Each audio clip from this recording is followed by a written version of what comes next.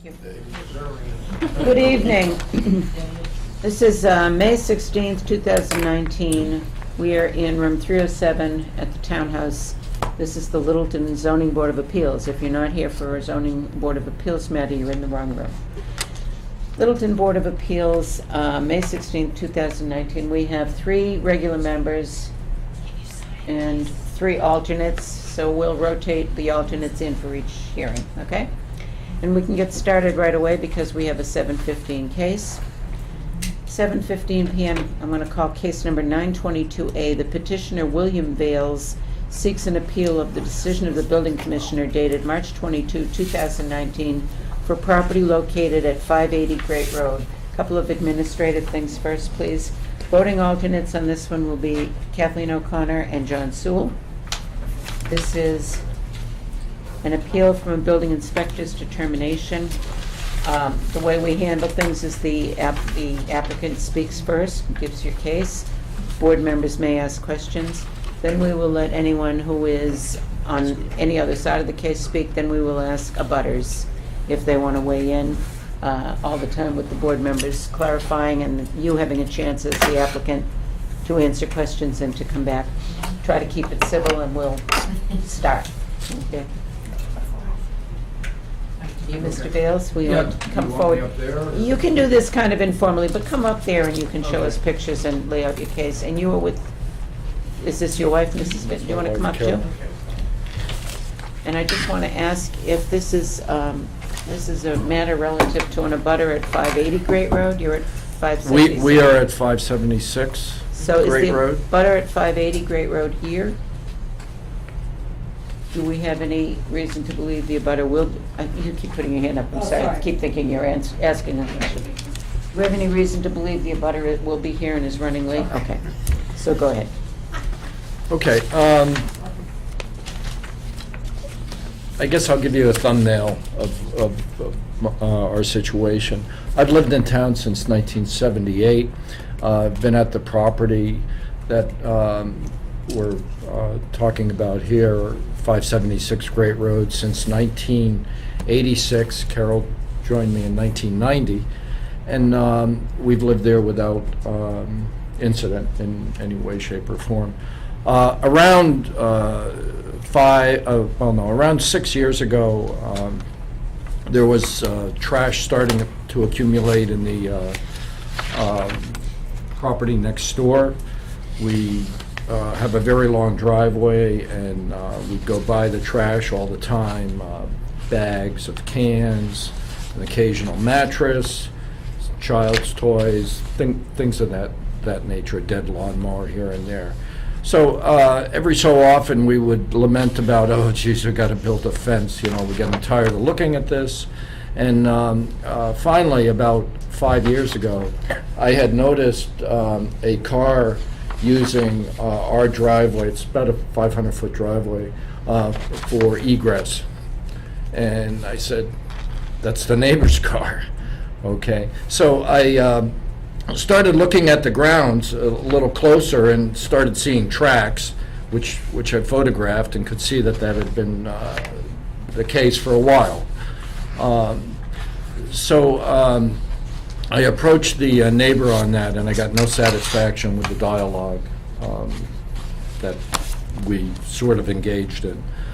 I called the police, and I started staking the next day the ground to put a fence up. That was the tipping point that said, okay, fence is going up now. So I started putting in some stakes in preparation of getting the property resurveyed, to make sure the fence was in a proper place.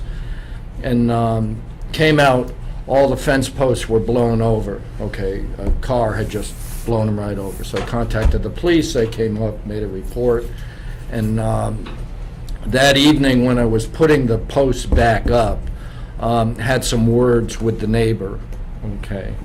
And I had the police come back up because there was a threat involved at that time. I maintained my demeanor, my demeanor, such as it was at the time.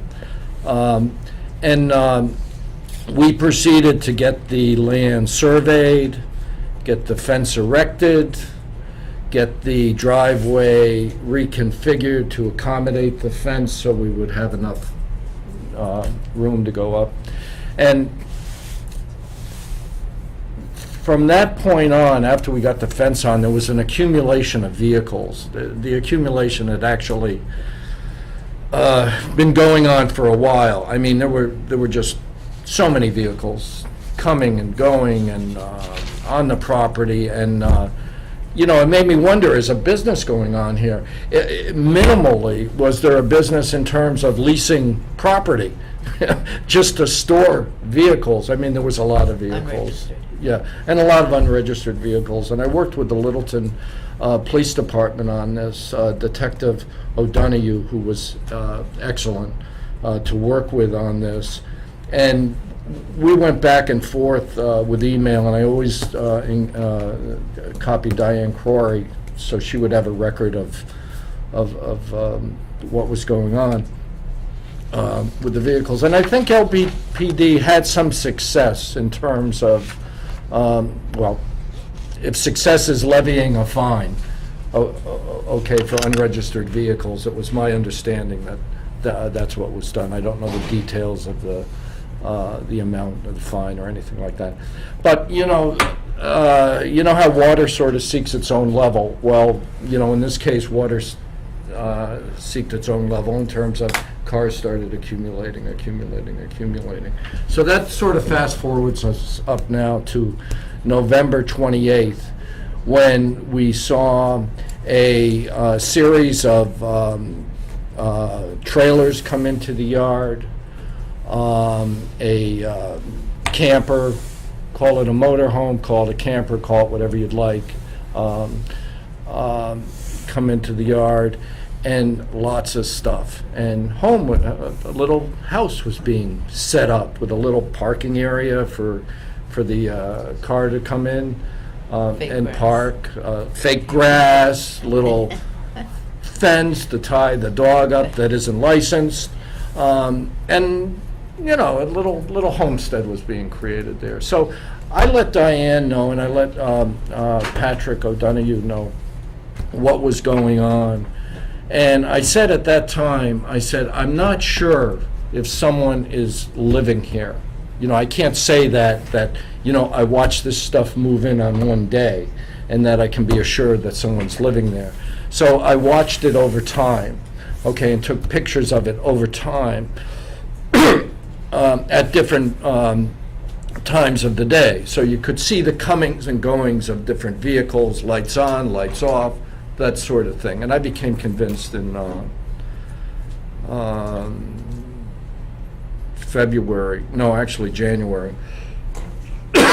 January, I was convinced someone was living there.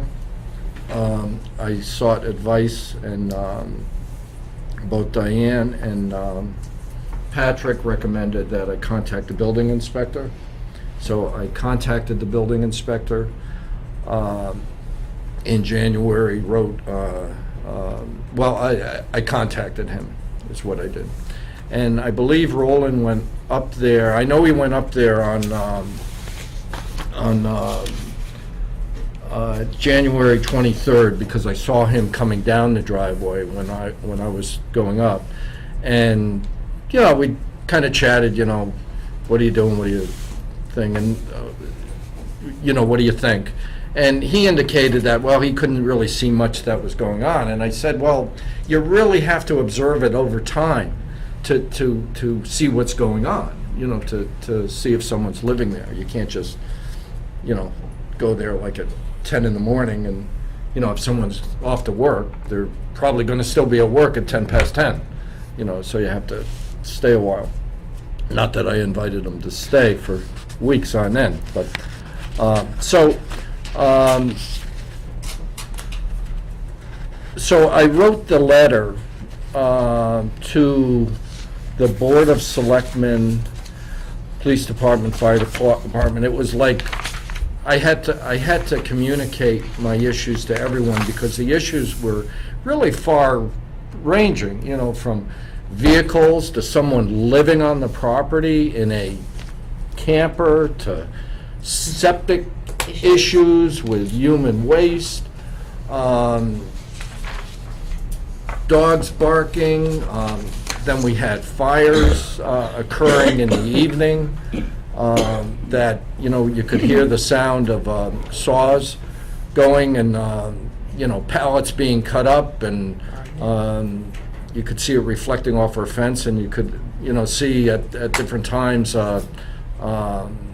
flashes, like accelerant might have been, you know, thrown on it. So, so that was why I wrote the letter, kind of to all the departments to say, you know, help. You know, this is what's going on. So, I mean, that brings us till today, where there's a camper in the yard. I still see lights on in the camper when I come in the evening. There's a couple trailers there, 2, 3 snow plows, stuff, there's just stuff. I think it's a all over landscaping the business place. too, because it's a Yeah. huge truck with lawnmowers in it, and then it's gone in the morning, and That- then it's back in the evening. That's a good point. And it's and the vehicles have commercial plates on them. Okay. I can say for sure at least one vehicle has a commercial plate on it. I suspect there's others, but I don't know. But you're just appealing Groveland's. Yeah, so I mean, that's kind of a thumbnail of you know, the chronology through, since 2013, 12, thereabouts. Can I just ask one more time? Sure. Your neighbor's name at 580 Great Road, do you know? I don't know. Is anyone here who lives at 580 Great Road? Is anyone here who's a butter to this petition at 576 Great Road? Okay. I do have the census. Yeah, I'm just, 576, I live next to 576.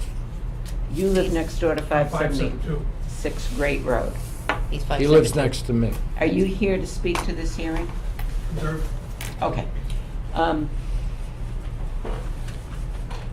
Board members have any questions about the narrative? I do have a few. Oh, I clarifications. do have one more question, too. Was everyone able to read the letter that I wrote and the appeal that I wrote Well, and see the pictures? Okay, I'm having a little difficulty because I have in my packet your appeal letter that goes to all of the boards you mentioned. Yes. I'm not Yeah, seeing an Roland's. original letter back to January or February. The appeal letter I'm seeing going to all the boards is dated April 16th, and it appears to be the appeal from Roland's decision. Mhm.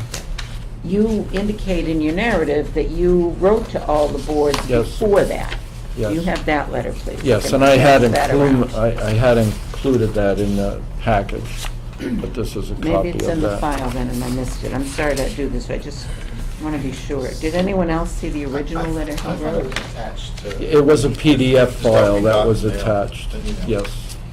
And then you had photos that was. Yeah, there was a PDF whole link of attachment. photos in there. But we can't get those here, so do you have any of the photos? Well, I with brought you? a sampling of them. I was disappointed to hear at such a late time that you couldn't see them. Sherry, I have them on my phone. Do you want to see them on my phone? Well, he's got a few here I'd like Okay. to see, just, and yes, I would like to see them on your phone too. Okay. But, So the photos here, I included the metadata, so you can see the dates that the photos were taken, okay? okay, in the file is your original letter too, thank you. Okay, Now, can I Just give those. see the photos? yep.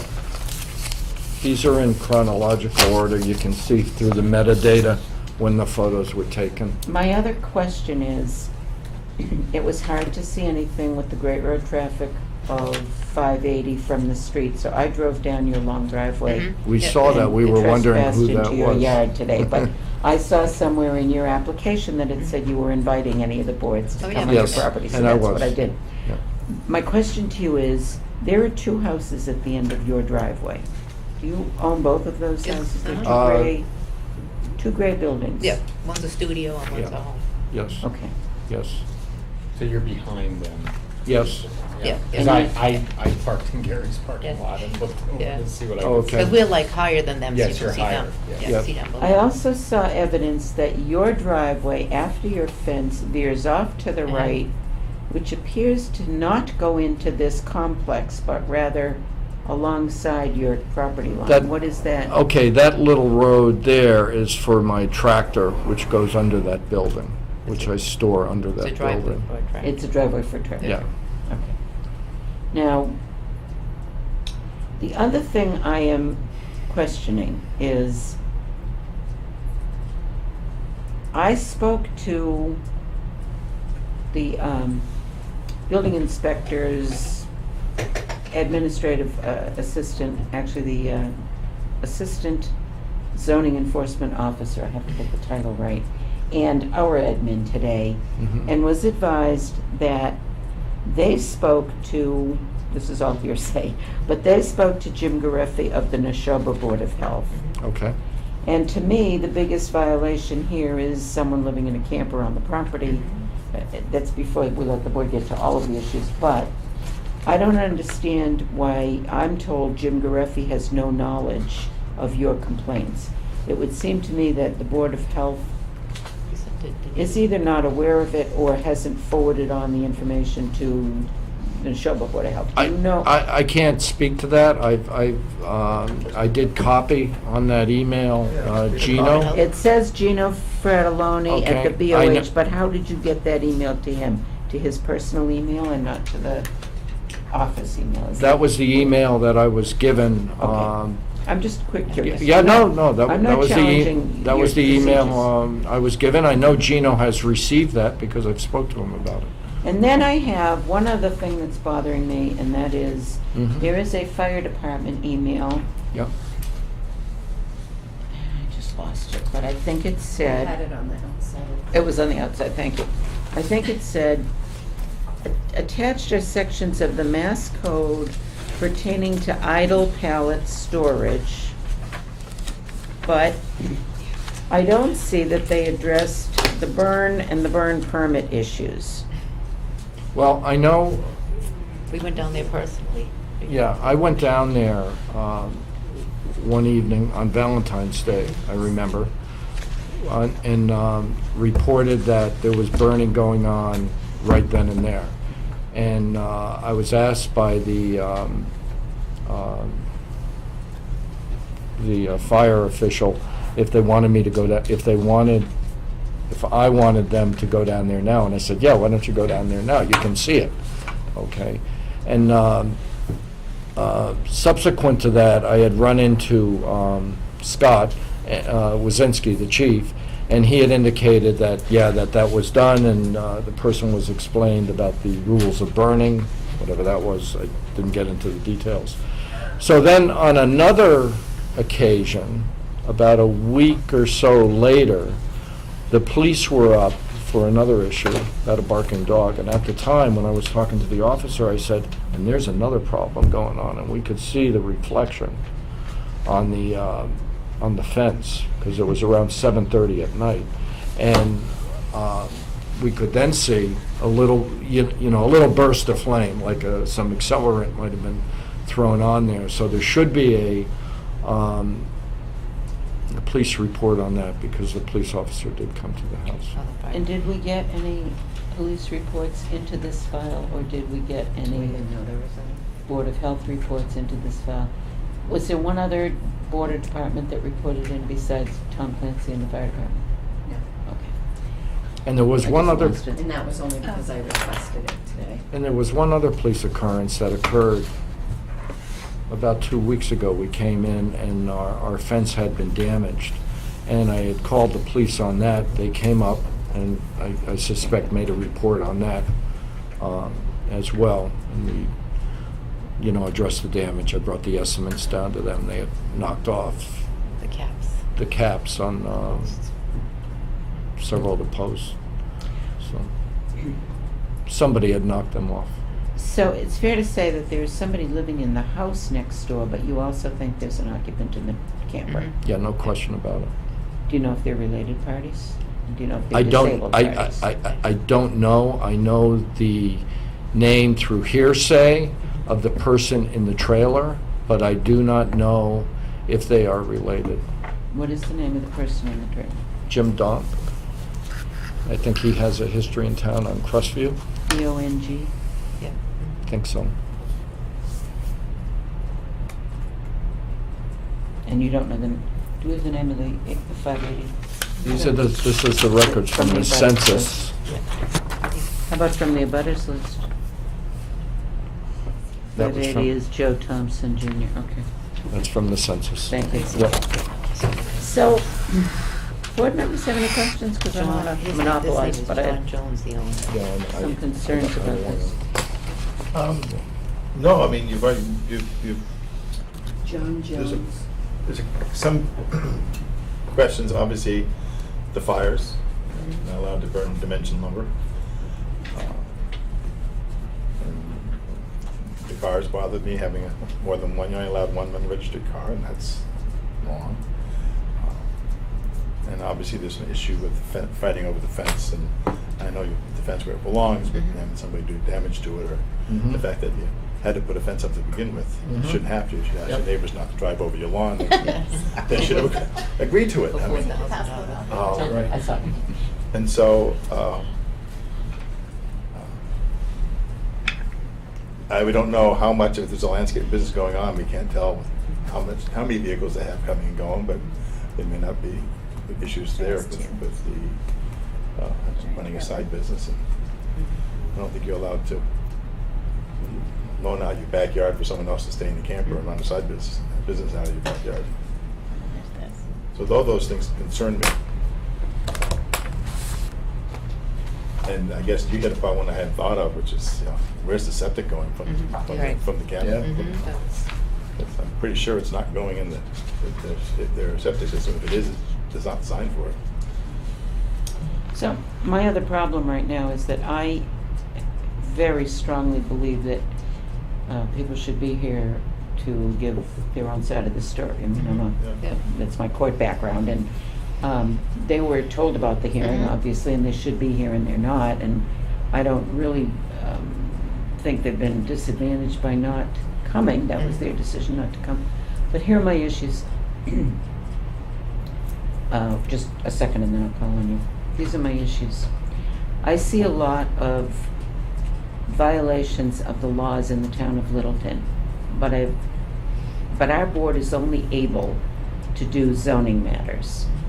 And we take our lead from the building enforcement officer, who has issued a letter concluding that as far as the home occupation, he doesn't see evidence that they've exceeded the limits of the home occupation. That doesn't mean they've exceeded it. It means he hasn't seen the evidence yet. Mhm. And that could be brought forward again without prejudice to you if you can show some evidence that they are coming and going with trucks and trailers at many hours of the day. We just had 2 hearings recently where we had to stop the activity of people who had exceeded the home occupation limitations, 2 or 3. But it was very clear that that accumulation of large vehicles appears, as you think, to be exceeding the home occupation limits. I think the other one was similar in that they brought in not flatbeds, what do you call the boxes, the trailer boxes? The Container 13 boxes. You know, And they- Yeah, the dumpsters. Oh, yeah. Dumpsters, and they took the driving cab off them, and they had left them there as storage facilities. And with the applicant here, we were able to ask, with the violator here, we were able directly to ask, are those storage facilities, and is it a commercial storage Mhm. operation?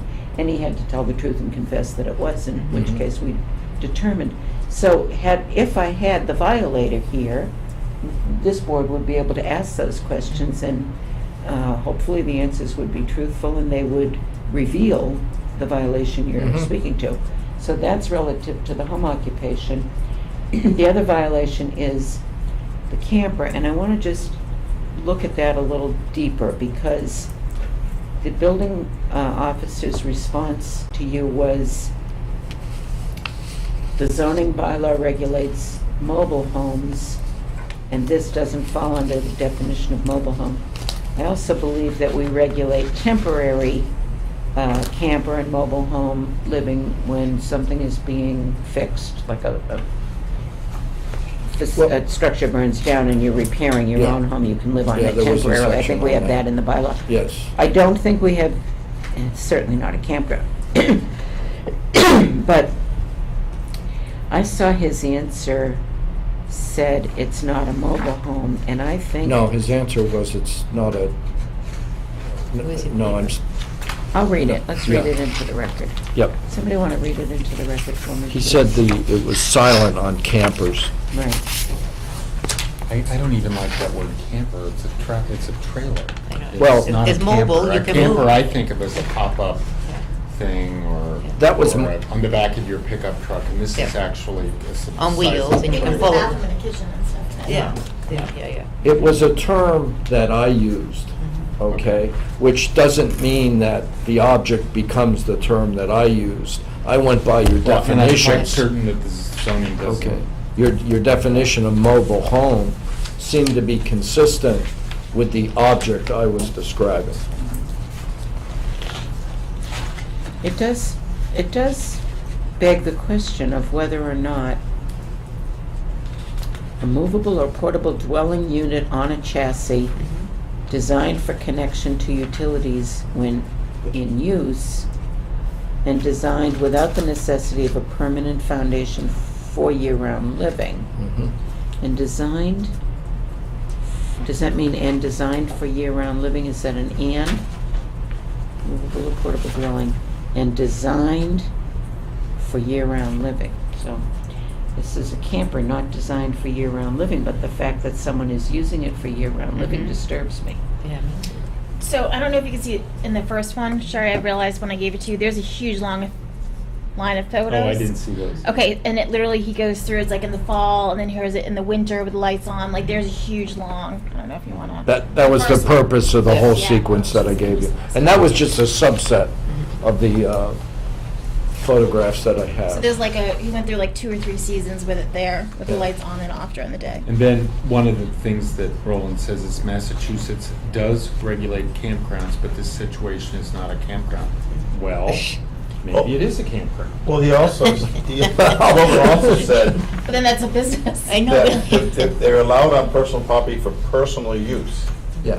So it means, well, I read that, it means you can't let your neighbor or your friend from out of state come and live on your property for years, months on end. Or So someone we don't you're have any leasing to. proof that someone's living there. It's No, we don't. clear you've got evidence that it looks like someone's living there, but we don't have proof someone's living there. And I would hate to think that a decision of this board saying that we've determined that this is being lived in, so it can't be there, would prevent anyone else in the room who has a camper or a travel trailer on their lot, can't have it on their lot anymore.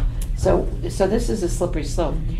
I would like not to make a decision on whether or not we support the zoning enforcement officer's determination. What I'd rather do is continue this for a month with an express direction that we submit letters as a board to ask the Board of Health to weigh in, to ask the Mhm.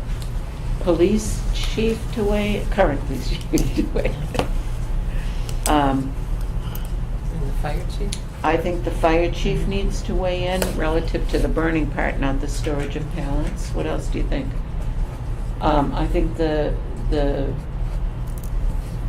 I think we can ask the zoning enforcement officer to investigate what's contained within the trailers and vehicles on the lot. Mhm. Can I make one comment about it? So I have parents that travel in a fifth wheel similar to that, where they tow behind, and they purposely don't stay here in the New England area in the wintertime because you can't. So to have someone if there is evidence of someone living in a trailer in the wintertime, that wasn't just sort of parked there to stay for a little while. Like, it's not normal that someone would be in a trailer who's just visiting in the winter with snow on it. Well, the other issue is. I mean, there's a picture we here. We do have a bylaw that allows an accessory dwelling for Yes. someone who is functionally dependent, which may be the case here. However, the sort of, the point that's unclear to me, completely unclear to me, is the septic issue. Yeah. Yeah. And that seems to me the thing that hasn't been investigated.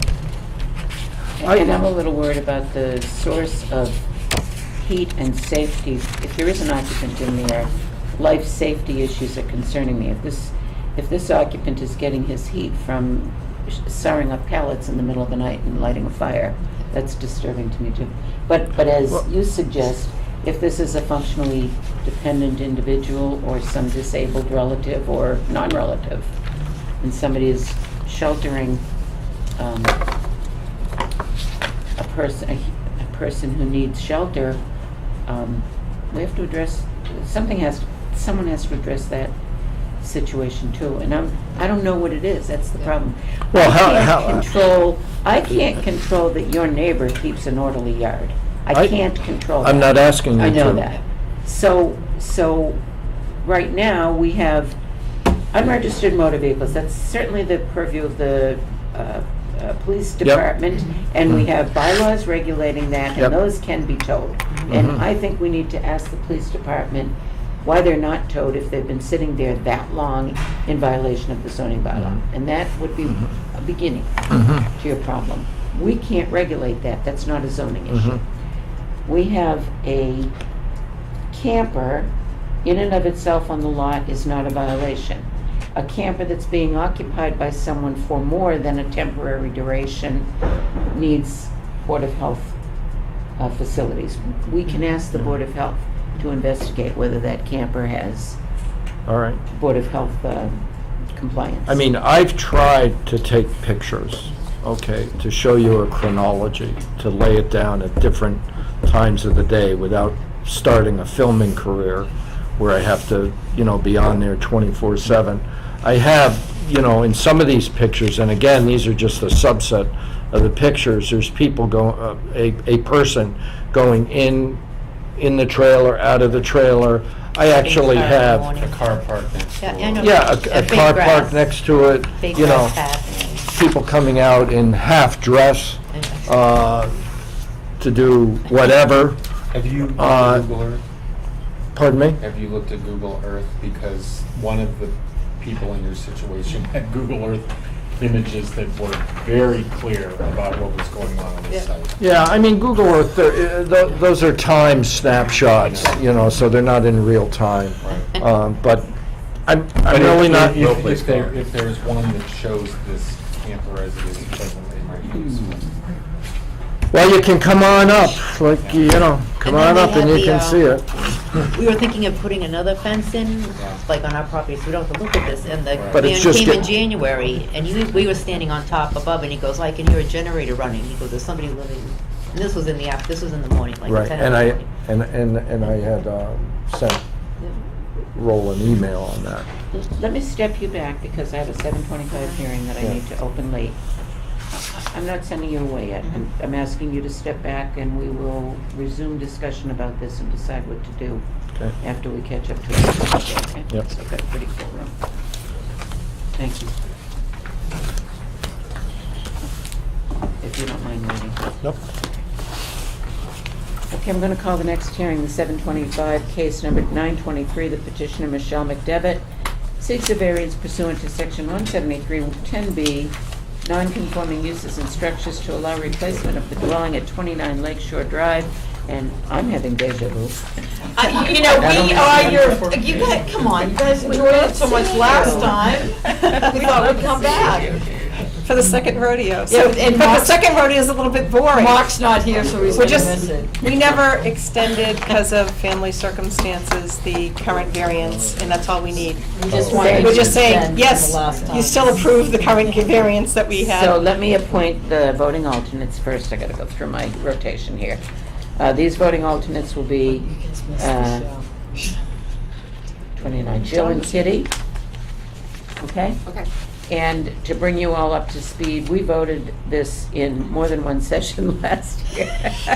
These lovely women came first to We tell love us. Sherry. And you had some really nice Beautiful. drawings. Beautiful drive. Yeah, but, you know, we had to listen to our neighbors. Yeah, we're doing a different house because our better. dear neighbor, we like, unlike the first scenario. Didn't like the My first memory stuff. was, they sit very low on Lakeshore Drive, the neighbor sits pretty high above and behind them.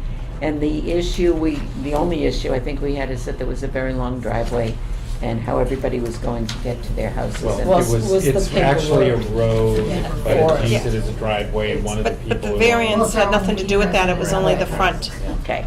Because So- you don't need a variance to use the paper road. So it's a pre-existing non-conforming. They wanted to tear it down and replace it. They came originally to ask us, do you like this plan or that plan, or what can we do before they spent the money? And then they came back with a nice set of plans that we all liked, the neighbor liked, and I Well, the neighbor believe- didn't like that one. But he said for the record, Mimi, you should be up here with us. Okay, so now. So we listened So and now we- start again. Tell us what So, you want so we're this gonna do time. a similar, so we, Yeah. really we want to continue with the variances that we have. And instead of, as modern a house, we're just gonna do a post and beam. Yeah, we're See just that doing a post and beam. Absolutely. It's- There. But it's the Our same neighbor- variation, our neighbor same didn't lot, like there's modern. nothing, it's just. So I would know the one variance where Yeah. you can push your Different front style. out, right? We're That not, was- no, we're that was- keeping the same footprint, because the house today has variances, and we just want those grandfathered in, we're not asking for any new. You're keeping the same footprint as the existing house. Yeah. No, the same, no, No. the no, we. same- Whatever we approved. You right, you did the Right. porch and you did Slightly- the slightly stairs and different. everything, yeah, Slightly exactly. different. The porch extends out. Maybe like 2 feet or. Yeah. something, Yeah. Okay, so let me Do you want us? And review. so I just think to be that's clear, pretty this plot plan is what's existing, correct? Correct. And this is what your proposed foundation. Correct. Correct. Thank you. And the foundation here is at 15, but this doesn't include any stairs or anything like that? You don't have any coming off the front? So they said, when they did the variance last time, we'd like it exactly done the same. The variance included doing Okay. stairs if we Okay. so decide. Okay. If we so decide, which Well, right now one it's of us looking was like paying it's. attention. But Are you still using the front door as your, at the front, or are you doing a side entrance? both, Both. Okay. Yeah. both. We have to work out. You need two with- entrances. We have to work out the use of force, if we need, but Exactly. once we figure out exactly what we're gonna build, we'll sit down and Now, we'll. the slab on your design, you're not building on the slab, right? I need you not to talk to each Oh, other. I'm sorry. First, thank you. Sorry, Sherry. That's okay. Nonconformities on the lot existing 7914 square feet of area. And the frontage is, yeah, I'll have to look It's that a up. corner. And it's a corner lot. The septic system occupies much of the lot, and the current dwelling is 16.5 feet from the left side, which is conforming, 18 feet from the street, which is non-conforming, but it may actually be But similar to the others. 16.5 is not conforming because it's on a road.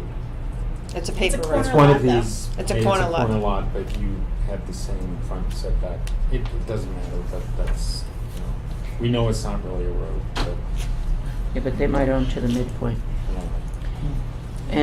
And right side and rear setbacks are conforming. The petitioner's proposal is to increase the front setback from 18 feet to 14.8. That to decrease it? Just for- Is that the what? Are we actually decreasing it, not increasing it? Yes. Just- That's getting smaller. Thank you, Mr. That's a decrease. To provide for a porch and to improve the left side setback violation, conforming it to 15 feet.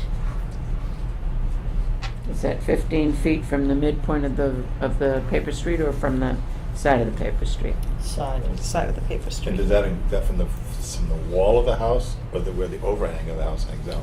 I think, I think it's the I think wall, that- I don't think. So- no, it's Oh, the sorry. overhang. Is that just, because the overhang? Because the is- overhang's how you It's measure it. bigger. The It's back. overhang's considered. in the I'm design. details, she's grand picture. If you want a detail.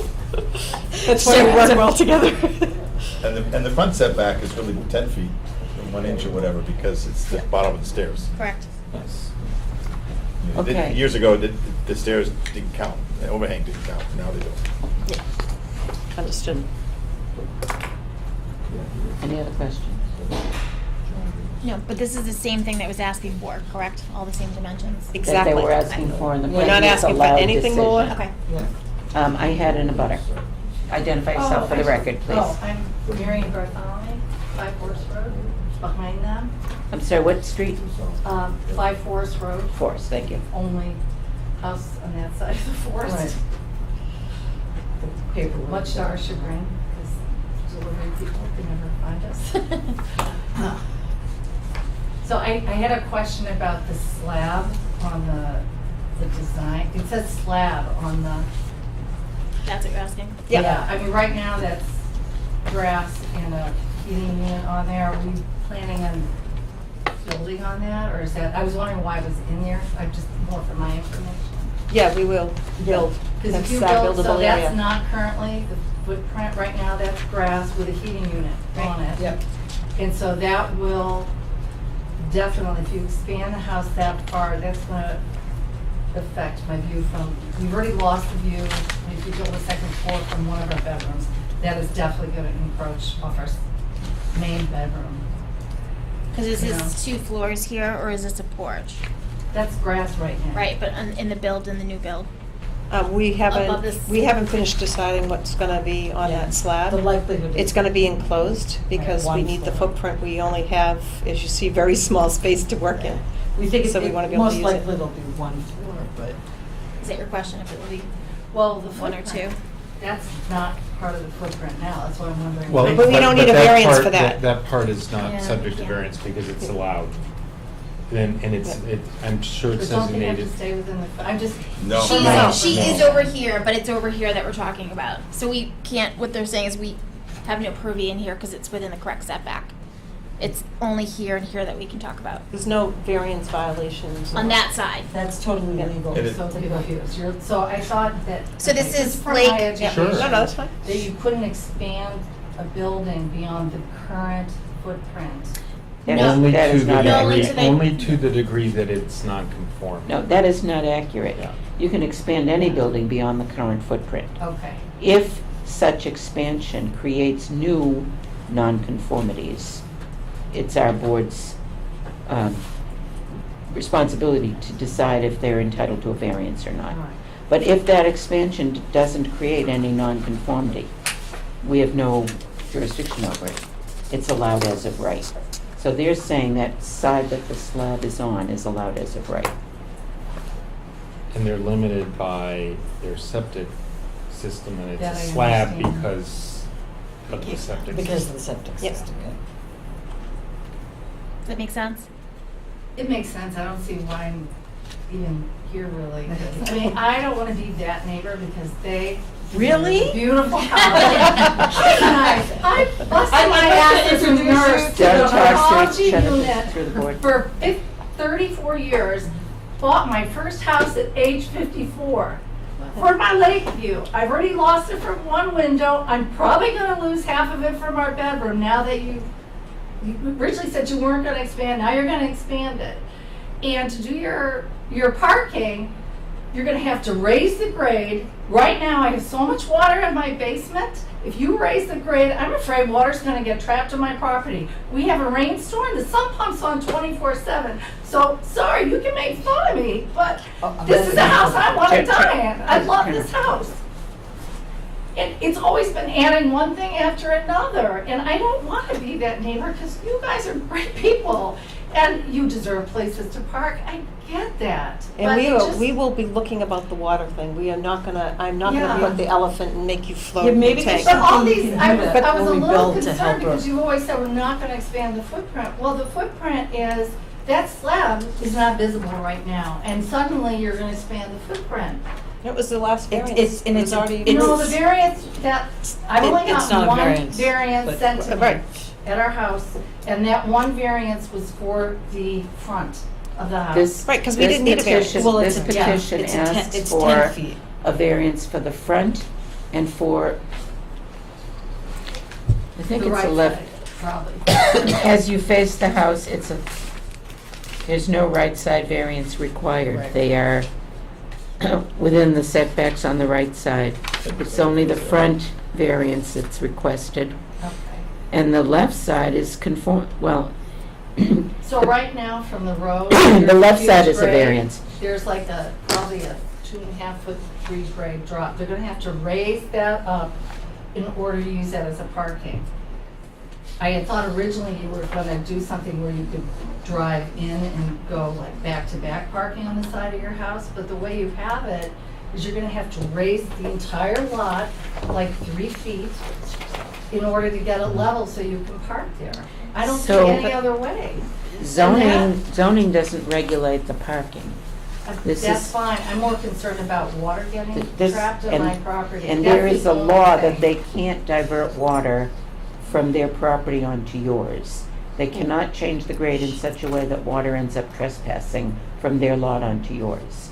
So if you have a problem with the water, that is actionable, and they need to know that when they engineer that or build it, that's something they have to properly drain and create drainage for, so it doesn't do what So you're it saying it doesn't will do do. it. That's really my Let biggest me read concern. into the record the building Okay. inspector's comments, please.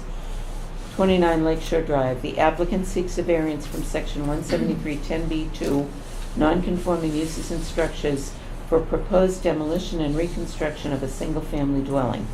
In 2016, the board granted a variance for this same request, but the rights authorized were not exercised within 1 year and therefore lapse. The existing dwelling is non-conforming for front setback, 18.5 feet, and 14.8 feet to the porch.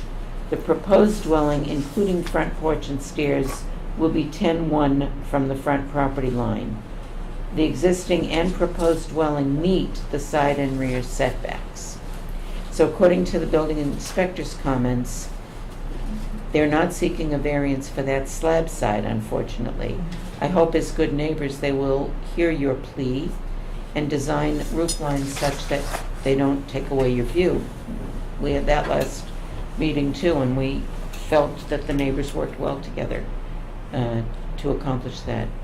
And I know this applicant is, They're very nice. I know there's, they are. and they're exhibiting behavior that they would have to. Yeah, no, they're lovely. satisfy you. So in front of the board is Hey, we this. changed our whole design for you. I was joking before, I can't believe you actually did. I wasn't joking. We want you to be We happy. heard, we want Okay. people to be happy. Anybody else in the room want to You're our speak to neighbors. this application? Hearing no one else, board, what's your pleasure? Do you want to move to close? It's a move. So, All those in favor of closing the hearing? aye.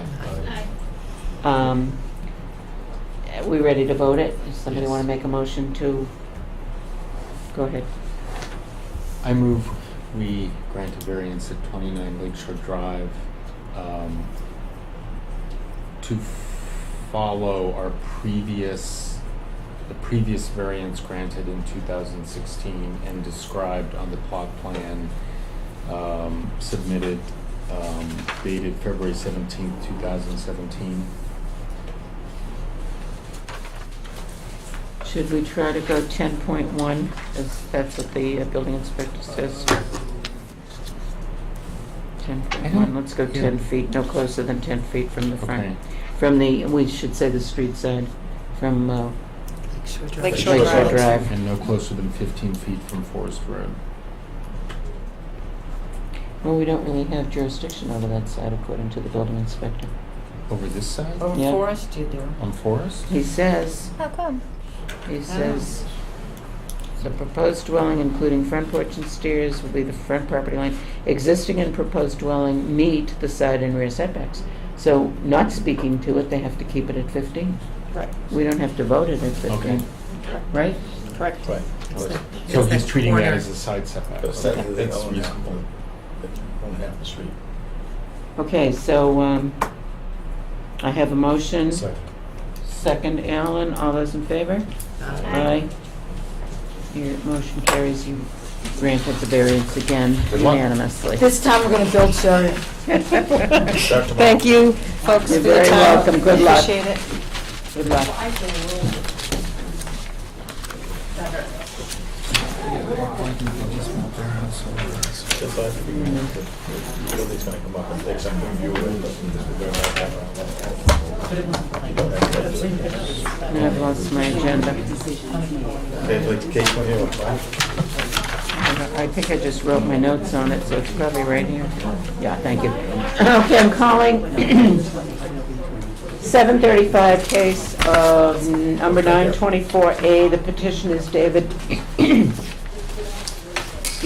and Jenny Altman seek a variance pursuant to 17353, accessory uses for an accessory structure that exceeds 30% of the gross floor area, and a variance from section 17354, home occupation, for use in an accessory building placed forward of the rear line of the primary dwelling.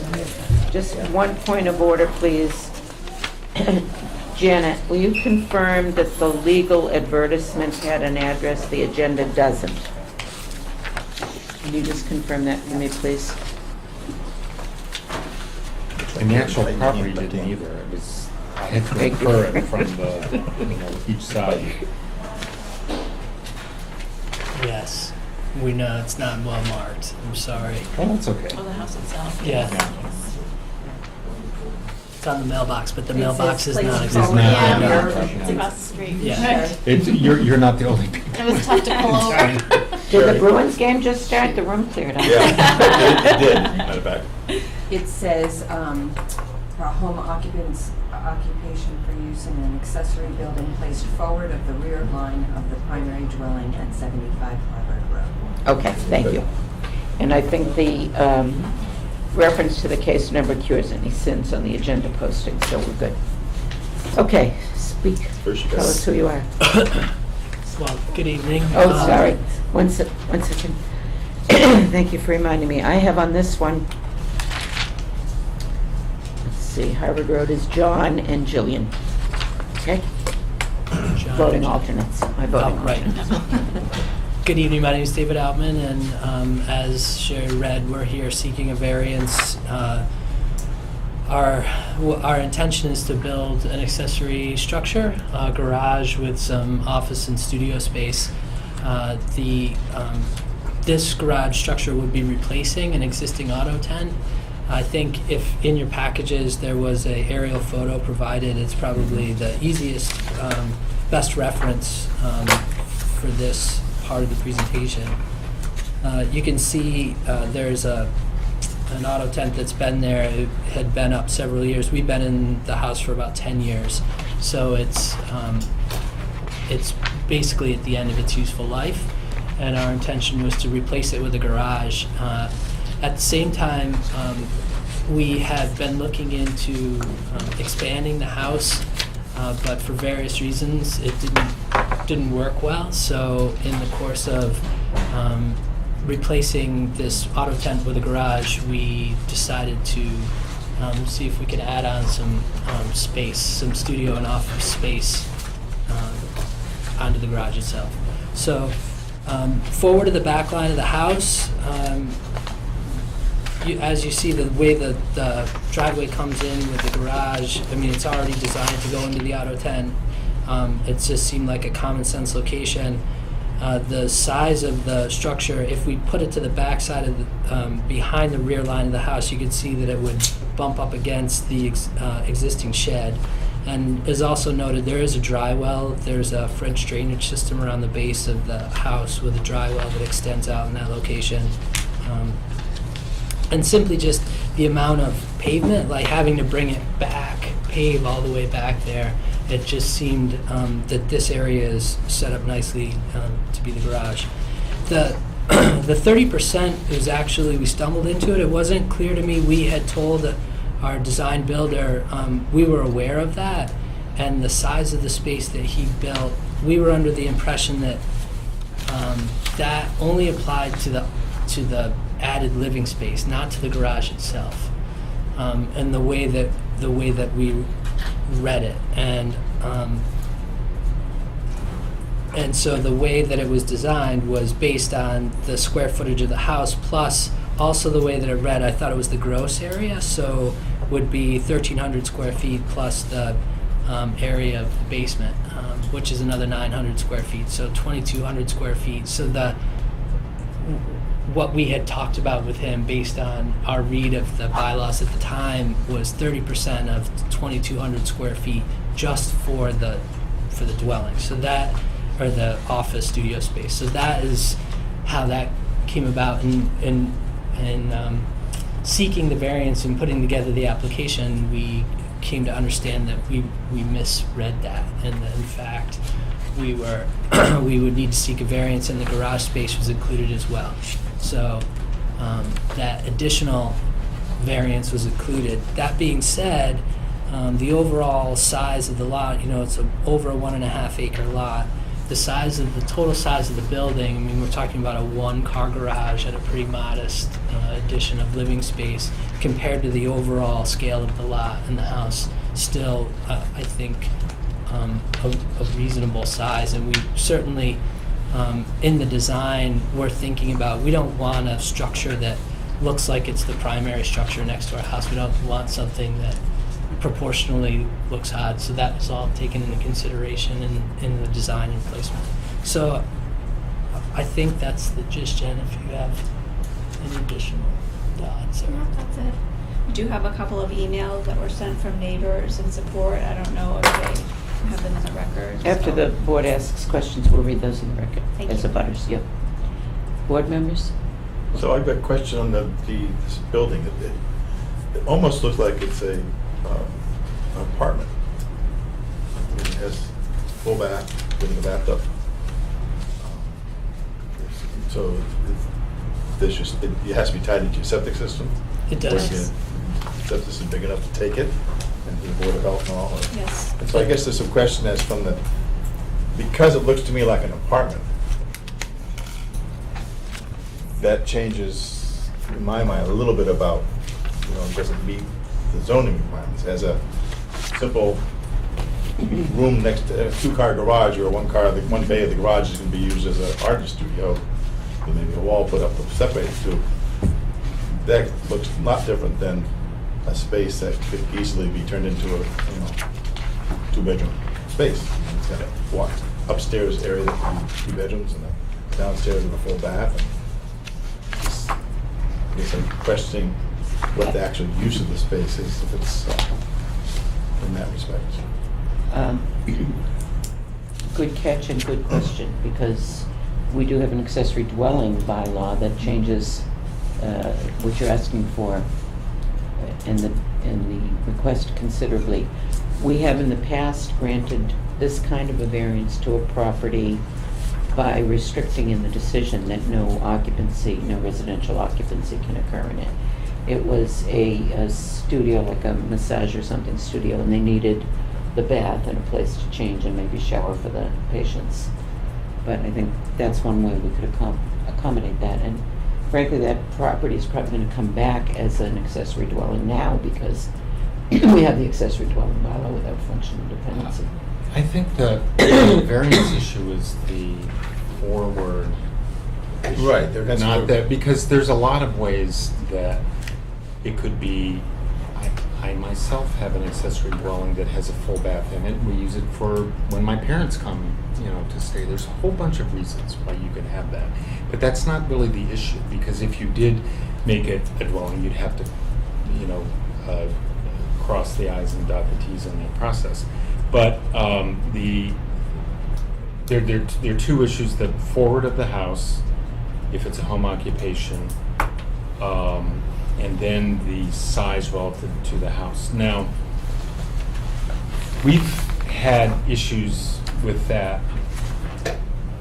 and I almost feel like your hardship is that your house is too small, the existing structure is too small, because there's no doubt that you could add on this site onto your house, and I understand why you might not want to do that. Your house looks very cute, actually. I mean, looks very attractive. And so on this site, it seems 1.5 acre site with a modest dwelling to build a modest accessory structure I think I would try to find some way of, working into the language of the variance. Now, the other issue is sitting forward, and both of the properties on either side of you are much more forward than your house. And indeed, this structure wouldn't be forward of those structures. So one of the things we have to look at is the way it fits into the neighborhood. And there's nothing about this proposal that wouldn't fit into the neighborhood as it's presently done. So those are my comments. And the building inspector commented that he thought that it was impractical to put it behind the house because of septic systems, the shed, and the back slopes away. And So, and you were right, the house is so far back that this sitting slightly in front of the house, from the street, first of all, from the street, unless you're paying attention, you're not gonna see it anyway, because you really gotta stop and know exactly where to stop to even see into your property. It's so, because you're also higher than the street. Yeah, and, there's all kinds of reasons why it's an but, unobtrusive. yeah, so I don't have any thing. problem with the location of it. I'm just concerned about the size and, possible uses. And so they're trying to figure out what part of the zoning bylaw it actually falls under this structure. I just wanted to point out, we did contact Jim Gareffi on this. I'm going to read that in the record. I just Okay. saw that. Thank you. Okay. Any abutters want to speak to this petition? I'm going to read the comments into the record. Brian and Ann Mayer, 91 Harvard Road. We received the notice of hearing for the variance request by David and Jenny Outman. We will not be able to attend the hearing, but have reviewed the details of the petition and the site plans and fully support their request. Abutter Kathy and Fred Romer, 87 Harvard Road. We wanted to send a note along to say we have no objection to the variance asked for by the Outmans per the May 16, 2019 meeting legal notice we received. Dave and Jen are good neighbors as well as good stewards in the community and for the environment. We look forward to having them as neighbors if their plans follow through. 75 Harvard Road, Littleton, comment from James Gareffi, the Neshoba Board of Health. To David. Dave, I reviewed the materials attached and I have the following comments. The existing house has 6 rooms according to the drawings provided and the assessor's records, though the assessor's has the house listed as 6 rooms, 3 bedrooms. The septic system is designed for 3 bedrooms. The state regs governing septic systems, Title V, determines the size of a septic system for a dwelling by the number of bedrooms it contains. In accordance with the bedroom definition in Title V, the system would allow for a dwelling to have a maximum of 3 bedrooms, 8 total rooms. After 8 rooms, the bedroom count is determined by adding up all the rooms in the dwelling, dividing by 2, and rounding down. Based on the drawings provided, the proposed space would add 2 rooms without water and plumbing. I don't think there would be an issue. The addition of the bathroom and a full bathroom as depicted on the drawings would require sewage disposal.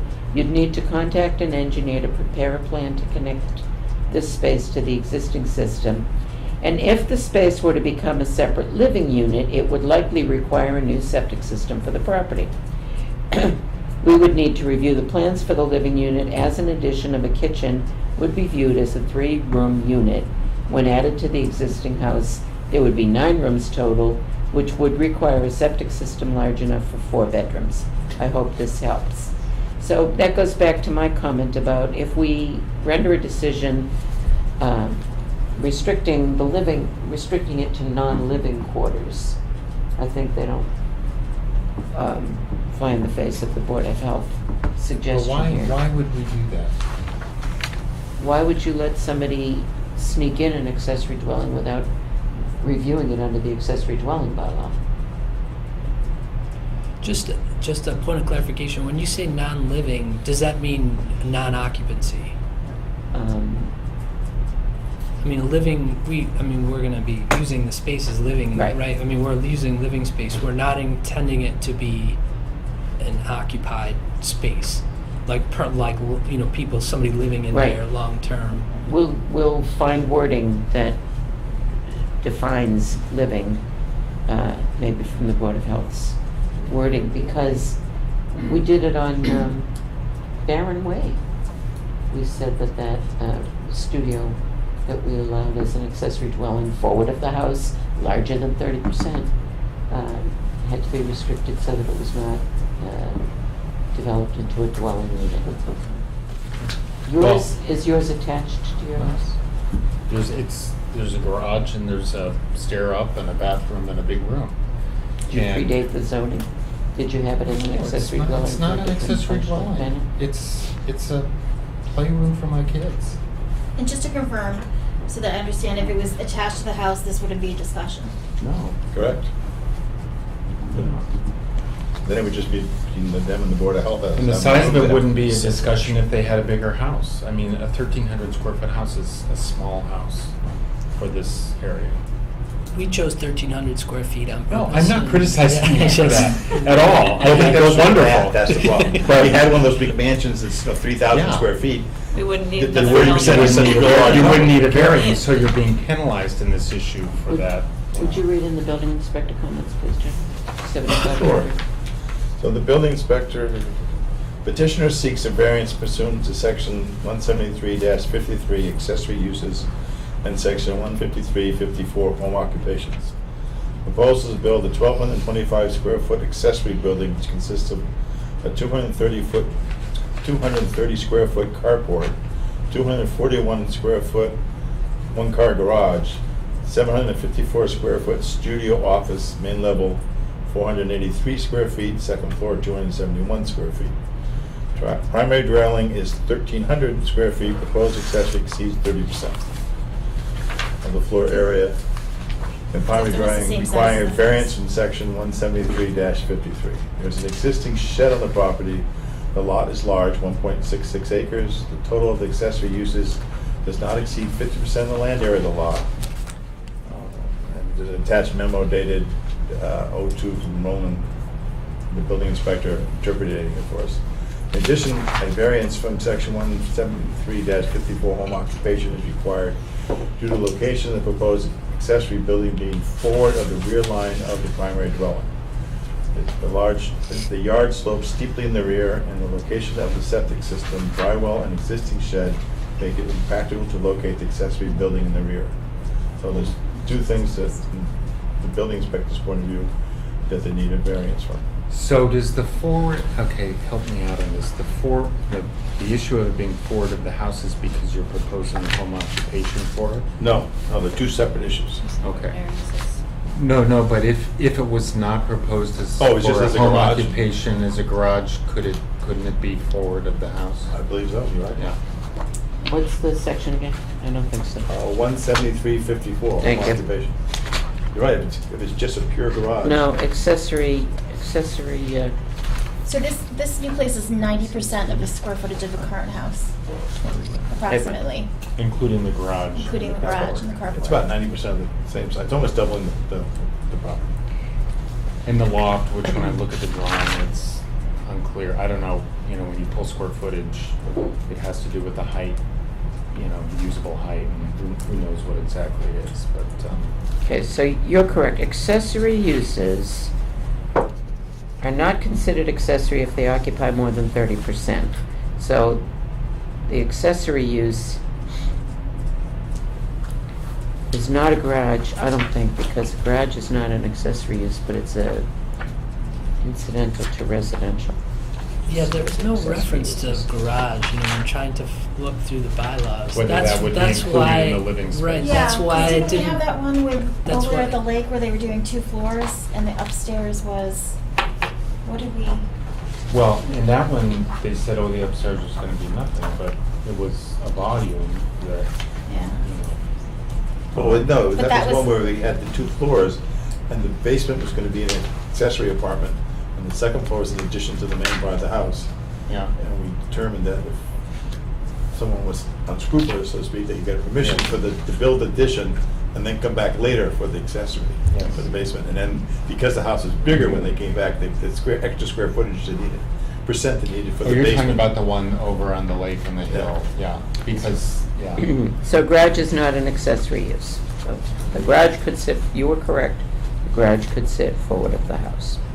just the point too about the overall that 90%. So just the sketch of the building itself, so they're including the carport area as part of the square footage, but this won't have, this is just an open, it won't have a foundation, talking about crushed stone. So it's not living area. It's open not, area. It's not even it's not enclosed. even. It's like your auto tent, except a little more permanent. Yeah. Basically, you Yeah. stack a Put wood bike, under there. yeah, you Yeah. put To like setbacks, and there's firewood no under there setbacks. and. So our questions are based on not that we wouldn't support your application. We have to figure out how to shoehorn it into the zoning and the idea of a variance. And so variance usually has to do with hardship. And I think you established the hardship already. that the house is too small. Well, the building inspector did one for where it sits, because the building inspector said it's not impractical to put it behind the house. Yeah. Therefore, for that portion, putting it forward Putting is it forward okay. is fine, and it doesn't, So there's the- no neighborhood harm. So the only or- question I have is how do we deal with the fact that it is a The much size of larger it. building? Yeah. And if we decide that because the existing house is so small, and ideally they could have attached it to the house and got Yes. away with the whole thing, versus having this a separate building because it looks nicer and works better that way. And it's not like it's on a small lot, it's on a huge lot. And it's not on the road. I mean, there are a lot of mitigating Yeah, and they're back from the roads, and for the most part, no one's ever gonna know this building was built. I'll also just point out that the way we oriented it was kind of the narrow side towards the street, so when Yes. you look at it, you're not seeing the full width of it, you're just seeing And we even did that though- on purpose. Right, and even though it has the loft space, the height of it, I It's don't a know one- if you it's a noticed one-story the house, or one the story. design of the primary dwelling is really high. It's a lot of roof. It looks really high. So the hope is again the design proportionally. It's even though square footage wise with the loft and the throw in the carport square footage, it seems like it's a lot bigger. The hope and the design intent is for it to proportionally still seem like a Well, accessory I building. consider the existing house is quite modest looking, and this structure will be more modest than that, so.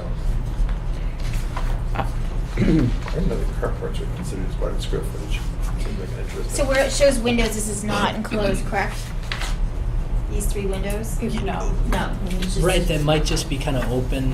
There may be spaces Got there, ya, but okay. not like true windows. So I also, excuse me, I also was convinced with your satisfaction of the criteria in your narrative, which I thought you did a very good job setting forth in the end of his presentation. But also, it doesn't bother me about the size on this thing because I've always had difficulty with that bylaw. I've always read it that it's either 30% of the building or 50% of the lot, not that they have to satisfy both, or you can pick one or the other. They're way under 50% of the lot area. And in this particular case, I also think that since the garage isn't, I know you count it, but the garage isn't really the accessory use. No, just the. Just the yeah. studio is, and I still that's think well we'll be under over the 30% even if you took the garage out. Well, yeah, because the studio adds up to. I mean, 360 is less than that. 30% of the property, or 390. Would it be 30% of the No, property? it would be over, there's Okay. no doubt about it. But I'm not studio's concerned about still that over. because of the 50%, because of this large lot. I think your zoning bylaw was intended to prevent the garages, the studio garages from overpowering the little house on a little lot, like we've seen down on Goldsmith Street so many times. So this one doesn't bother me. I think everything he says in his narrative convinced me. But I am pretty adamant about putting in that there will not be residential apartment dwelling use. If you want that, you need to come back for it. It's a different Understood. set of Yes. criteria. And we do agree. understand that. And it has to do with the Board of Health and the septic We'd system and be everything putting in a else. new septic. Yeah. And I don't care if his parents come and stay over in that studio on occasion for visits. I do care if a displaced tenant elsewhere in town starts occupying it, if you don't mind my saying. Like the guy at the trailer. My assumption is that they would have to come back if So is they it a change. deed thing then? See- No, it's Is it not, just- it's just in our decision. So that But- if they but this- start using it as an accessory house, and they try to sell it as an accessory house, someone looking at the title will see this isn't permitted as an accessory house. We may never Okay. catch it otherwise, but I think it needs to be in the decision, don't you? Yeah. I agree, and that's not our intent. And Okay. we would certainly, it's not our intent to skirt anything. I understand We're that. trying to make practical decisions about location and size. I understand that, and I'm not accusing you of that. Okay. I think that we have to be consistent. Of course. That's what we've done in the past, we should continue to do it. And we have to be concerned about the next person after you. Yeah, Absolutely. And so, Totally, and I appreciate It's fine. that you're doing that. okay. Sherry, can you talk a little bit more, I'm sorry, about your discussion about the 30% versus 50% a lot? So if you look at the zoning bylaw 173-53, and I'm gonna, if you asked, so I guess I gotta Roland tell doesn't you even a agree little with- more. Roland doesn't agree. So, with excuse you. me, I have to go pick up my daughter. so Yeah, I'm gonna okay. have to take- Roland does not agree with me, and he's written something that Shelley sent over that we should read probably too. But, One from 2002, yes, do you have the letter from do. 2002? You wanna read that, Kitty? whole thing? Yeah, why not? or just the one dealing with the Oh, question it all two? deals with 30-50. well, he deals with two different questions here. Right, so do you want to look first? Yeah, I just read it. Oh, here, I just put it down here, I wouldn't lose it.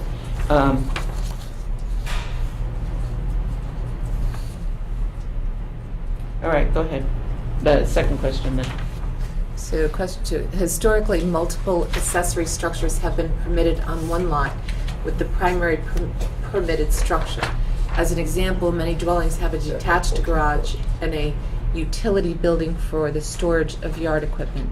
Section 173-53 remains silent regarding multiple accessory buildings. However, one could reason that if 173-53 intended to restrict the number of accessory structures to one, and that structure further restricted to less than 30% square foot area of the primary use, then the wording pertaining to 50% of the lot area would not be required because the accessory structure could never reach that threshold. As such, inclusion of the 50% restriction suggests that multiple buildings are allowed. Important criteria to remember when reviewing accessory use square footage area: 1, all buildings, primary and accessory plus paving, cannot exceed 60% of the land area in residential districts. 2, accessory uses and structures cannot exceed 30% of the square foot area of the primary permitted use. And 3, the aggregate total of accessory uses and structures cannot exceed 50% of the land area on the lot. I remain open to suggestions regarding the enforcement of section 173-53. I hope you find the above information useful. So can we clarify this is actually an accessory that we're discussing? Or is it more than an accessory? Now, this is an It accessory is use, clear, okay, because they've asked for it as studio use. okay.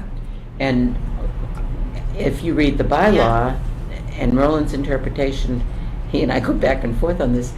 Customary accessory uses are permitted as specified in 173-26B, and 26B speaks to uses on lots, and accessory uses contained there include home occupation.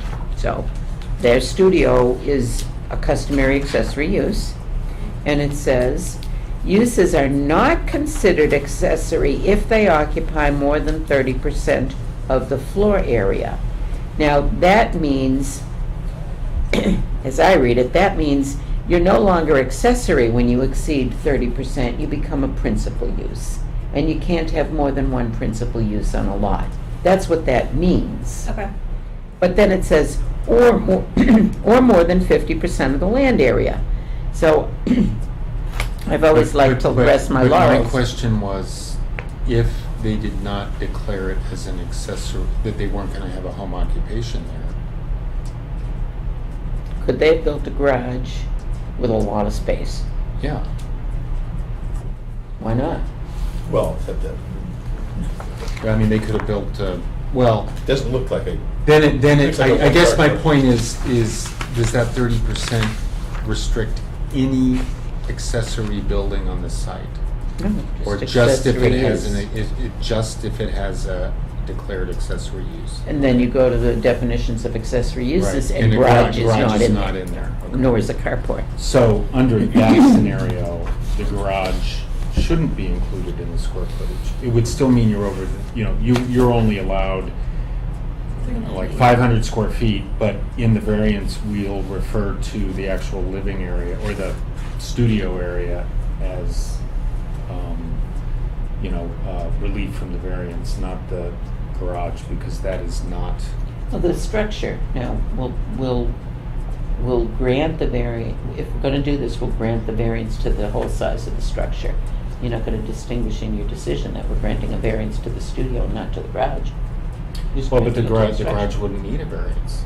Well, the structure needs a variance now because he's got a home occupation in a structure that's bigger than. Okay. So the one concern would be what's to stop someone from just being the devil's advocate, from taking out the garage door, putting a wall up with a window in it, and making the studio bigger.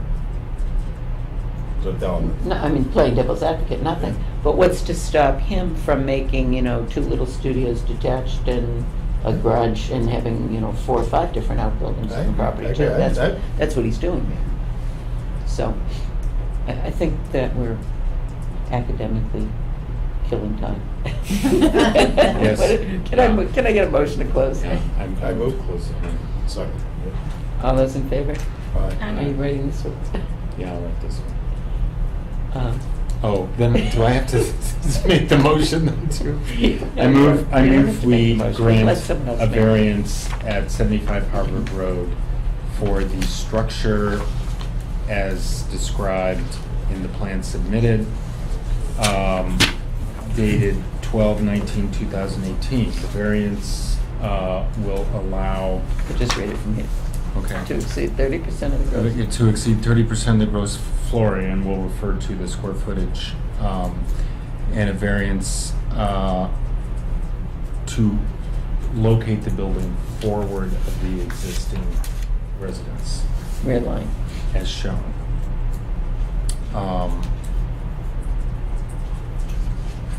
Okay. Don't we have to put in the piece about, We shall include a Condition. a condition that the structure will not be used as a what should we call it? Residential dwelling unit. dwelling unit. Is that all right with you? Residential Absolutely. dwelling unit. Yes, it's fair. Second.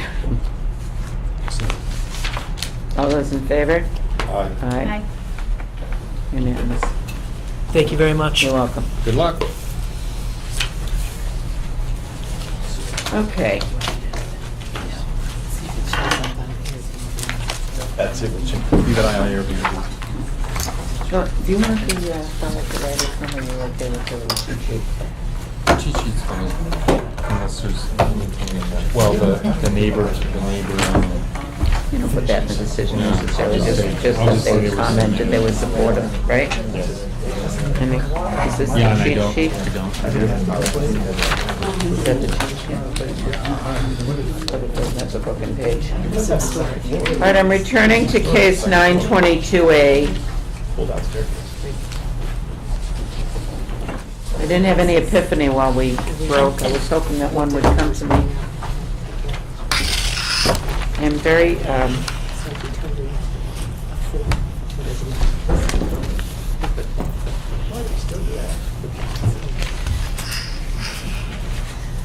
very concerned about not being able to give you relief, but I'm very concerned about not getting relief, because I Yeah. feel like I'm being continually punished. I feel like I'm being asked to do additional investigation work, and this just isn't right. that's why I want everyone to weigh in. I want to really go out to the boards, not you, our admin will write letters to the boards, telling them that we want to weigh in.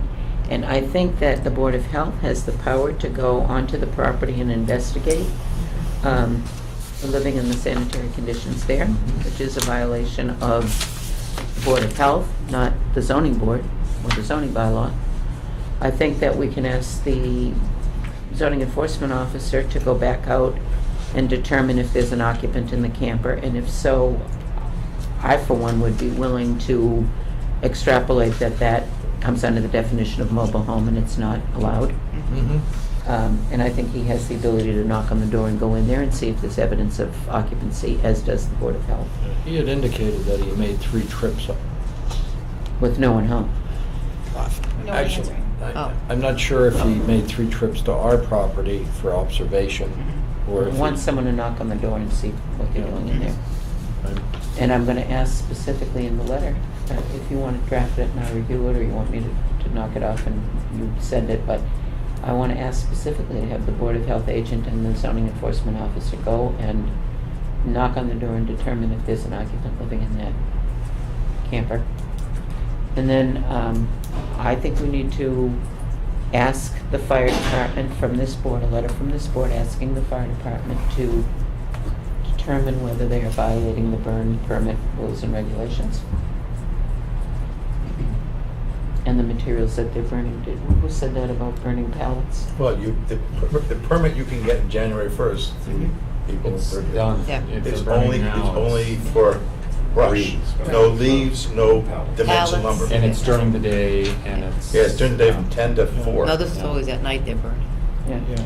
No, I don't think you can. And is there some accommodation if you're burning in a container? If you make a pit, you can then have a little fire. Yeah. And now there's less rules about what you can burn. I mean, then I think you can burn dimension lumber. That's Yeah. kindling and regular lumber. Mhm. You can also have a fire on the ground if it's a cooking fire. Mhm. So you've So I got think your we bag need of to establish marshmallows that.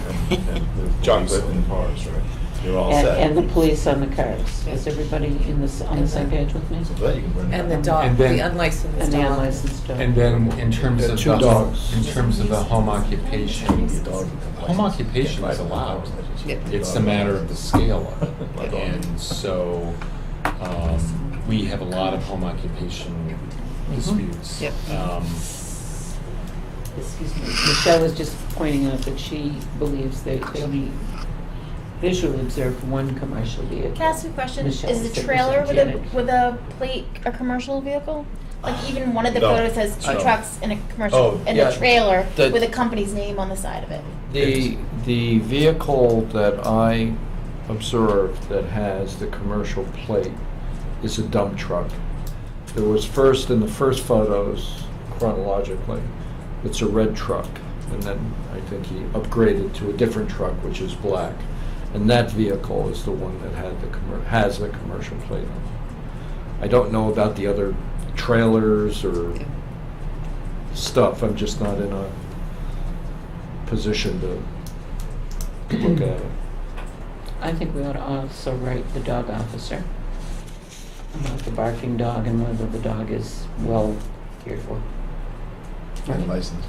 Yep. licensed and cared for. So I tried to give you and again, this is just a sampling of the pictures because I know to show that someone is occupying is difficult. That's why I showed the coming and goings of different vehicles, at different times of the day, with lights on and lights off to give you the sense of, the activity that was going there. Now, the landscape trailer didn't move in the winter because you're not landscaping in the winter. So that moves every day now.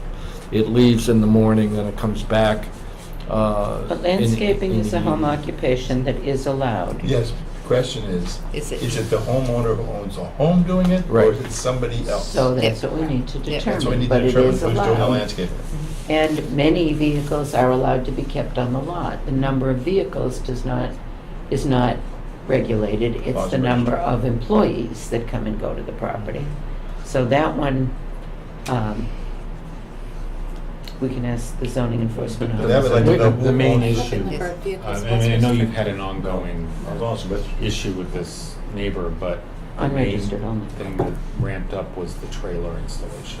Yeah. Was that the case? And or- somebody occupying Somebody occupying it. without sanitary, And hookups. and the impact of property values and everything associated with that.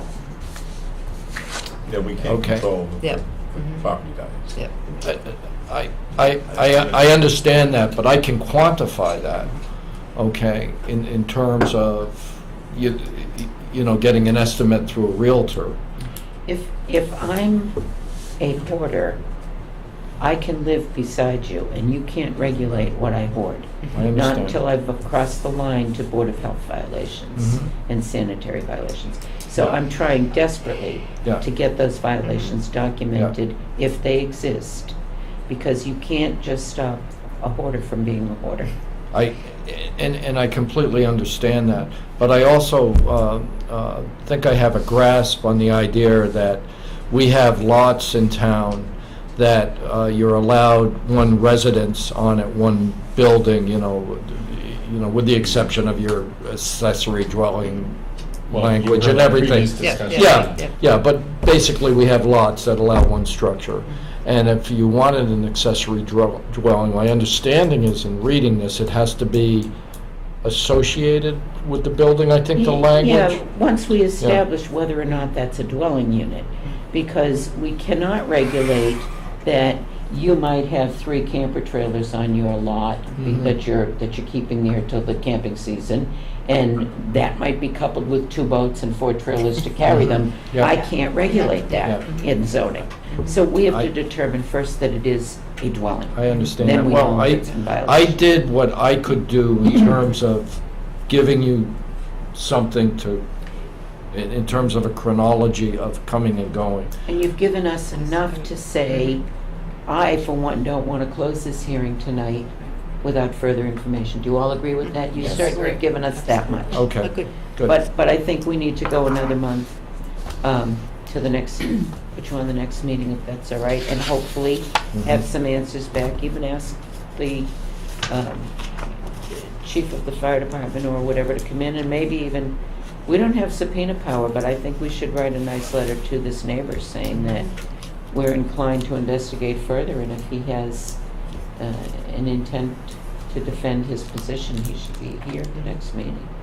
Was he invited to this meeting? Well, he's in a butter to you, So you're he the would have been. applicant. Okay. He's in a butter to you, so he got notice. If we had the address, I'm not sure we have the right name based on your census name and your butter list don't match. Well, it could be someone renting the property. Yeah. Which presents another How does the set of census- questions. I The actual owner of the I never property may rec- not be aware of what's going on. I don't know what the protocol is, but I've never received anything through the US mail. You wouldn't, because You're you the paid them and sent out to everybody else. We don't send you one. Do you Okay, remember last time? I didn't know what the protocol was. I was a little surprised that I didn't, Just get it. frankly. Just wait a minute, because I think you're supposed to be on the list to receive it through the mail. I just want to double check that. The petition. Well, your Petitioner other got- neighbor got one, just the He neighbors Yeah, here. yeah. Yes, yeah, he did. Yeah, just the butters get it, no sense to the person who's. And your number 576, it was mailed to Yeah, you. they do. It They was do mailed to get you. them on It's the Yeah, a we- postcard about this big. Yeah, we never received one, and we have a post office box. So maybe Um, if they don't have the mailing address. Can you send her Well, 580? they have one, all too? those, 580, what name did it go to? Give one to, They certified or they just send us? They just sent it as postcards. 580 is John J. Jones. Jones. well, I think that's consistent with, You Yeah. said Joseph. the second No, one that was the down. man that owned it, I mean, when we first started. Oh, I read the wrong one. Yeah. Well, this, doesn't that say 580, did it? Oh, because it's, I didn't realize that was, 3 people are living there. No? 3 people were on the census. Mm-hmm. I see what, I see Okay. what I read wrong, okay. So I think we need to send a letter to Mr. Jones and tell him that the board has concerns about whether he's using his property in violation of the zoning bylaw, and since we'll be discussing him at our next hearing, he should be present if he wants to speak to us, to it. So let's just continue, motion to continue to a time and date certain, please. We understand how Okay. frustrating this must be, Mhm. but you know, there's only certain, we're constrained in certain ways, and we'll try to help you. All right. Yeah. Yeah.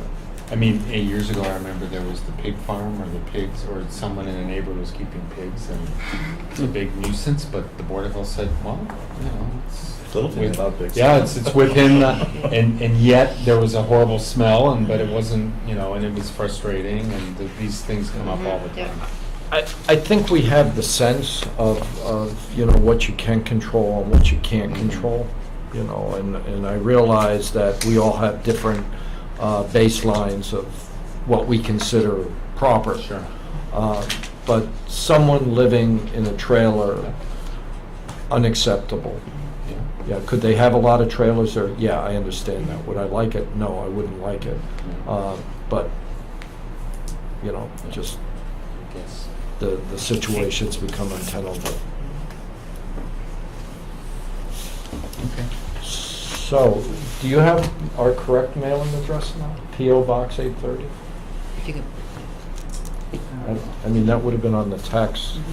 You won't get another notice Okay, now all right. anyway. No. all right. And it goes by the assessor's Yeah. records, so if you want a post office box, you may want to check with the assessor. Just give a phone call tomorrow and Okay. make sure they've got the post office. They get my tax bill to me every... Then okay. Yeah, yeah, so I mean, they know where that is. you know. Okay.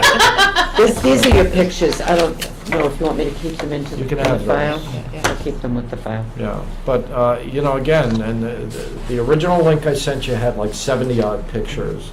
That's a subset of about 200 and something. I'm out of the picture-taking business now, okay? I'm, Okay.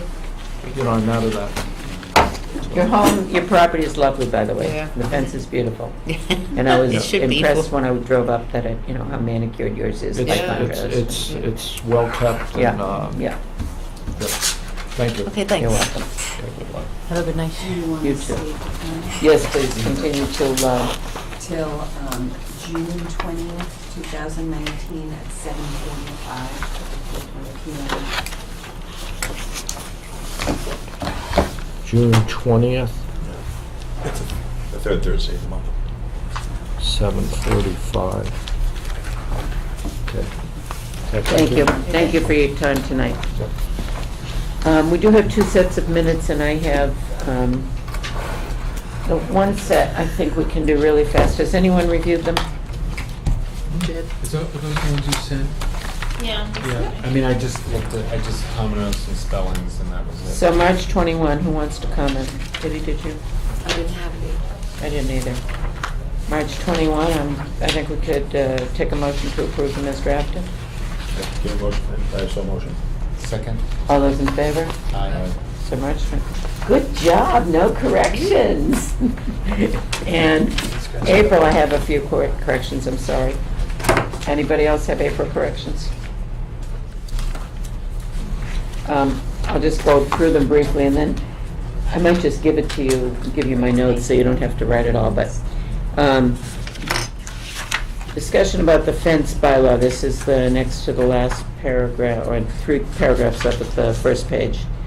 Gould stated that the ZBA cannot make legislation, and it says she stated that the building inspector bring the issue, just suggested that the building inspector bring the issue to the planning board. Then, Is that for the caps of the fences? for the caps, Okay. yeah. Then, it needs to read, Gould said that the ZBA may not have jurisdiction over the shed and open space and setbacks because this was a open space development and might remain under the jurisdiction of the planning board. Then, when you all convinced me that you wanted to vote it, it said, board members, this is on the next page, board members discussed whether the open space developments should be able to use their property as everyone else does. Board members considered whether offsets should be discussed with the planning board. But then, when the board moved to grant the variances, I just wanted to put in there, since the open space development permit section 173-108 eliminates dimensional yard requirements, and 173-118A does not waive procedures available to conventional subdivisions, and section B gives the variance powers to the ZBA. So, just to say why we voted the variance and where we got the power from, because once we have the discussion that we don't have it, I wanted to bring it back, okay? I wasn't here for that. Can I ask a question on that? Yeah? So is your, only because I know there's more of them to come as far as Cooper Farm and those guys, their open space. So are you pretty much saying that we don't have jurisdiction over those open space neighborhoods? No, I thought that we didn't for dimensional requirements, and that section 173, 118A and B says that we do retain jurisdiction over dimensional requirements. But if you recall, I think it was your own husband's on the open space development over at Cooper Farm, Yeah, there was where one. everybody set the lots too close to the frontage. We went back to the planning board to ask for that to be modified in the decision. But I guess we could have come here based on this one. Okay. So I think that's what you're asking. And so when we get cases like that, we almost need to know what those setbacks were agreed upon in those developments. Exactly. We did have that Okay. info at the meeting. Yeah, exactly. Okay. And then that and the 40Bs, which Okay. are very specific, okay? And then 830, the 17 Lakeshore Drive case, I just wanted you to put in there that it was a continued hearing, because we later talk about what happened at the last hearing. And then on Yates's motion on that 17 Lakeshore Drive, that was the discussion all about plans A, B, and C, and which we liked the best. So in the motion to grant the variance, Yates said substantially shown in the plans presented. I just wanted to say substantially shown in Plan B of the plans presented. I think you can read my scribbles here and know what I'm getting at. I think you guys had specifically not stated the plan, because you just wanted to say the size in case they were gonna change the roof line. Okay, You then- had spoken with them then I agree with specifically that. About making it a different angle so that it appealed more to, and that's why you left it as just I think I remember that now, and that's why Yates That's why referenced I the didn't height and not do Plan B. and not the Fine, Plan B. thank you, you're There right. were two plans that were substantially the same height, but they had a different Yeah. Yeah, look to them. and they want, right? Yeah, And, thank you. Yeah. So that's why I think. Okay, so if everybody's okay with those minor changes, can we vote it as amended or move it approved as amended? So moved. Second? Alan, all those in favor? Aye. And anybody who's thirsty, want to vote to close? I move that we close this hearing. Meeting. I second.